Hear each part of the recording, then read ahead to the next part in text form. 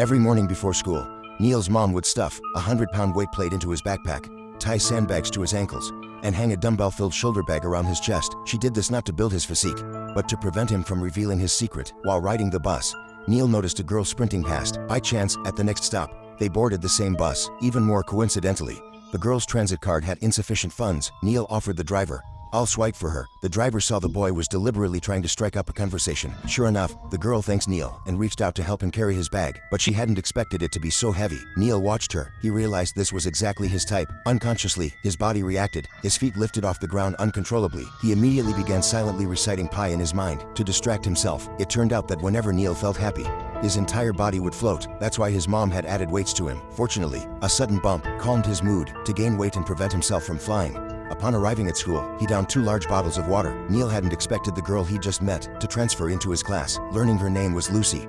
Lucy greeted Neil warmly, though his face remained expressionless. Inside, he was overjoyed. During class, he kept stealing glances at Lucy. When she caught him, he quickly lowered his head and immediately began silently reciting pi. His feet had already begun lifting uncontrollably off the ground. He gripped the desk tightly, forcing himself to calm down until Lucy left the classroom after school. Only then did Neil settle, because he'd been late that morning. He had to stay behind to clean after class. Just as he was about to head home, he spotted Lucy, fresh from practice, washing her face at the sink. Nervous Neil immediately gripped a pillar. As Lucy passed by him, he quickly wrapped his legs around the pillar to prevent himself from floating away. Lucy found this boy quite amusing, but Neil had no idea how to explain. The very next day on the way to school, Lucy and Neil collided at the school gate, even more awkwardly.